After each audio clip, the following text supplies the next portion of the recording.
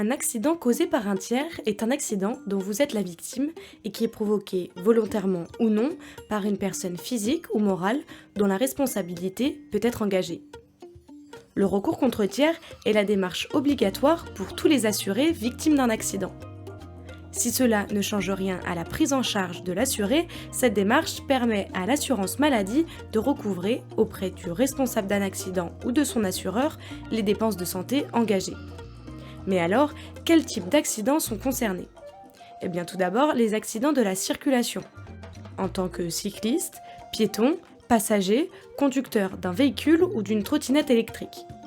Les accidents scolaires ou domestiques, les accidents sportifs ou de loisirs dans le cadre d'une activité encadrée, les morsures ou blessures causées par un animal, les accidents impliquant une entreprise ou une administration, comme une chute en raison d'un mauvais entretien des trottoirs ou de la chaussée, ou bien d'un défaut de signalement de travaux, ou encore une chute dans un lieu public causée par l'absence de signalement d'un danger, les accidents médicaux ou les complications opératoires, et enfin les accidents causés par un produit défectueux.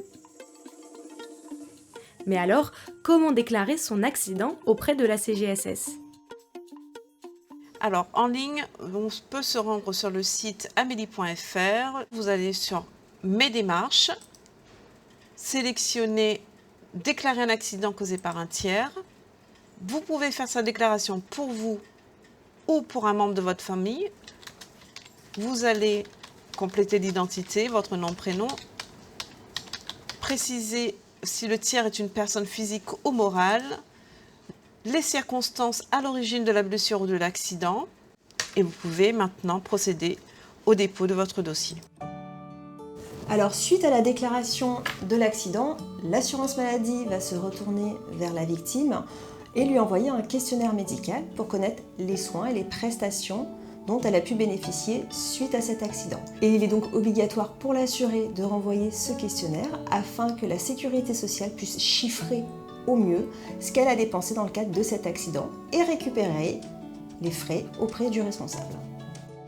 Je vous ai vu là dans le cadre de votre accident et de votre arrêt de travail.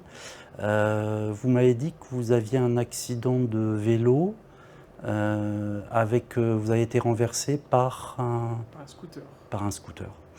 Et est-ce que vous avez fait les démarches pour déclarer ce tiers responsable ? Ça ne change rien par rapport à vos remboursements et vos délais, mais nous, cette déclaration nous est utile pour voir un petit peu les soins qui ont été prodigués et pour pouvoir se retourner contre le tiers responsable. C'est la loi, on peut le faire et il faut le faire.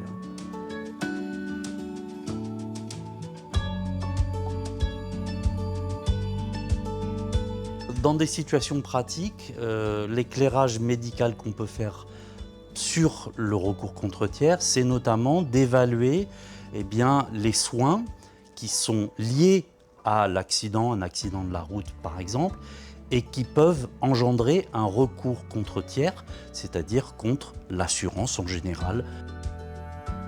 En fait, en pratique, lorsque la victime va suivre ses soins, ses consultations, l'assurance maladie prend en charge. À la réunion avec le tiers payant, c'est transparent. Donc l'assurance maladie va se retourner dans un deuxième temps contre le responsable. Mais alors, quel est l'impact de votre déclaration ? En 2024, la CGSS de La Réunion a enregistré près de 4500 dossiers de recours contre tiers. Ces déclarations de recours contre tiers ont permis de recouvrer près de 11 millions d'euros en 2024 à l'échelle de La Réunion. Le recours contre tiers est effectivement une démarche citoyenne dans la mesure où les frais qui sont avancés par la CGSS suite à une hospitalisation, suite au traitement d'une blessure d'un assuré causé par un tiers, eh bien ces frais, ils représentent un coût pour la collectivité, pour le budget de la sécurité sociale. Et notre objectif, c'est effectivement de recouvrer ces frais pour garantir l'équilibre de notre système de protection sociale à la française.